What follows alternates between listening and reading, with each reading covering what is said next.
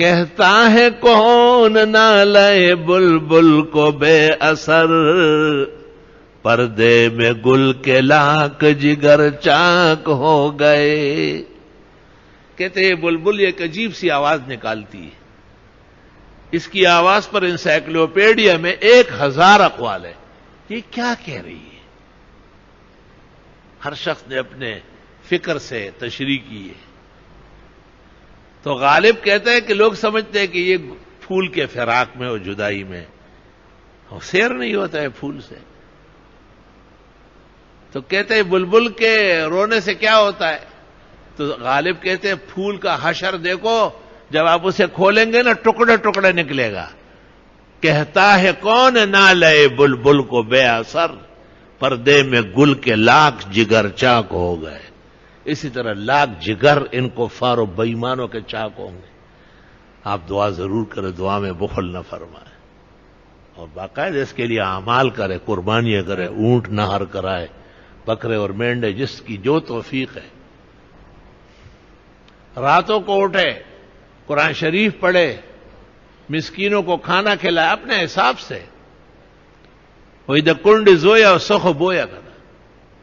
آخر تم سے بھی قیامت کے دن سوال ہوگا کہ آپ کے سامنے مسلمان ذلیل ہو رہے تھے، ان کے مذہبی جگہ چھینی جا رہی تھی، اور ان کے قبلوں کے اندر کفرستان بن رہے تھے، آپ کا ایمان اور ضمیر کیوں نہیں جاگا؟ تو آپ کہیں گے کہ میں نے رات کو اٹھ کے نمازیں پڑھی اور دعا مانگی، میں نے تلاوت کر کے دعا مانگی، اور میں نے خیر خیرات کر کے آپ کے پسندیدہ اعمال تھے یہ. ہمیں انبیاء اور صلحاء اور اپنے علماء سے پتہ چلا تھا کہ ان کاموں سے اللہ تعالیٰ خوش ہوتا ہے. تو یہ اللہ آپ کی رضا کے لیے ہم نے یہ کام کیے، اور اللہ نے دیکھو ہمارے ایک بزرگ ڈاکٹر ہے، میں نے کئی مرتبہ ان کے مقولے سنائے اور وہ سنانے کے قابل ہے. جب کراچی میں دینی مدرسوں کے طلباء علماء شہید ہو رہے تھے تو وہ بہت غمگین ہو گئے. کہتے ہیں عجیب بات ہے، دینی حلقوں پہ باقاعدہ ہاتھ ڈال دیا گیا. تو وہ اپنے جب کلینک سے آئے تو بیوی نے اس کو کہا، انہوں نے کہا واقعی بہت زخم پہنچ گیا، بہت درد ہے مجھے. تو کہا کہ بیوی نے اس کو کہا کہ آپ کھانا وانا کھا لیں، آرام کر لے، اور میں تو آج سوؤں گی نہیں، پوری رات جاگوں گی، نفلیں پڑھوں گی، قرآن شریف پڑھوں گی، اور مدرسوں کے طلباء علماء جو مارے جا رہے ان کی شہادت و سعادت کی دعا کروں گی، اور ظالموں کی تباہی اور بربادی کے لیے. آپ سو جائیں، آپ نے سارا دن بیماروں کو دیکھا ہے. ڈاکٹر صاحب نے کہا کہ نہیں میں بھی آج کھانا نہیں کھاؤں گا، اور ایسے نہار منہ عبادت کروں گا. تو انہوں نے کہا آپ تھکے ہوئے ہیں، کہ دیکھو اس طرح اللہ زیادہ خوش ہوتا ہے. اللہ اکبر. تھکا ہوا اپنے کمرے میں، میں اپنے کمرے میں لگا رہا معمولی، بہت بڑی بات ہے. 15ویں صدی خوش رنگ اس لیے، منور اس لیے. 15ویں صدی میں دینی درسگاہیں آباد ہے. دنیا نے دیکھا کہ وہ ظالم اور قاتلوں کا کیا حشر نشر ہو گیا، اور آج بھی ان کو جوڑ اور آرام نصیب نہیں ہے، اور نہ کبھی ہوگا. خون کبھی معاف ہوتا ہے. ظلم، الظلم ظلمات یوم القیامہ. یہ ظلم جو کوئی کر لے، یہاں سے اندھیرا شروع ہو گیا، قیامت کے دن پورا چھا جائے گا، اور ظالم اس میں اندھا بہرا ہو جائے گا، تباہ و برباد ہو جائے گا. بترس از آہ مظلومہ کے ہنگامے دعا کردن. مظلوم کی آہ و فریاد سے بچو. اجابت از در حق بہر استقبال می آیت. جب وہ کہتے ہیں اللہ اللہ، تو دروازے کھل جاتے ہیں کہ وہی فریاد آ رہی ہے، آنسو آ رہے ہیں. ہمارے ایک مخلص ساتھی ہے، تو وہ کہ بتاتے ہیں کہ ہمارے گھر میں بلی تھی، بلی کے نے بچے دیے، پھر بچے تھوڑے بڑے ہو گئے تو جگہ جگہ نجاست وغیرہ کرنے لگے. تو کہا والدہ نے نوکرانی کو کہا کہ اس بچوں کو پکڑو اور بلی کو کہیں چھوڑ آؤ. تو کہا وہ بچوں کو جو پکڑا، ٹوکری میں ڈالا اور بلی کو پکڑ رہے تھے تو بلی نے یوں کیا.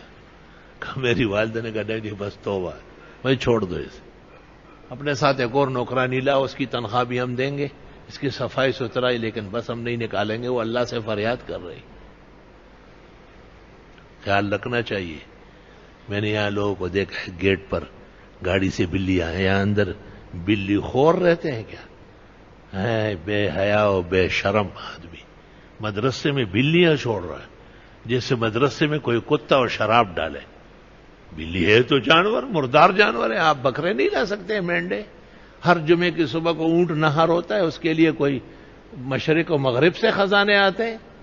آپ کو خود بیدار ہونا چاہیے. خیر میں کہیں سے آ رہا تھا اور میاں بیوی گاڑی میں تھے, اور میں نے دیکھا کہ وہ بلی کے بچے گیٹ میں چھوڑ رہا ہے. تو میں گاڑی سے اترا اور لاٹھی کے ساتھ اس کے پیچھے دوڑا.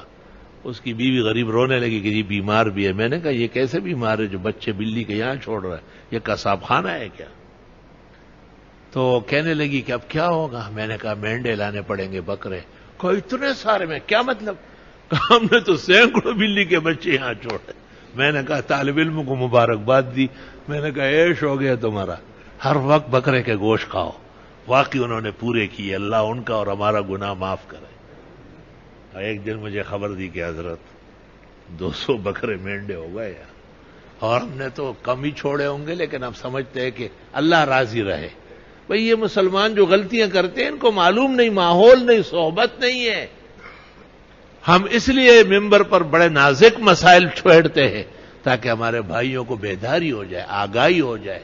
ابھی موت نہیں آئے, روح نکلی نہیں, اس سے پہلے معاملہ صاف ہو. اللہ ہمیں بھی اور پورے عالم کے گناہگاروں کو, ہمارے بھائی اور بہنوں کو چھوٹے بڑے تمام گناہ معاف فرمائے, اور اس معافی کے پاداش میں اللہ ہماری بھی مغفرت یقینی کر لے, اور شاعر دین کی حفاظت فرمائے.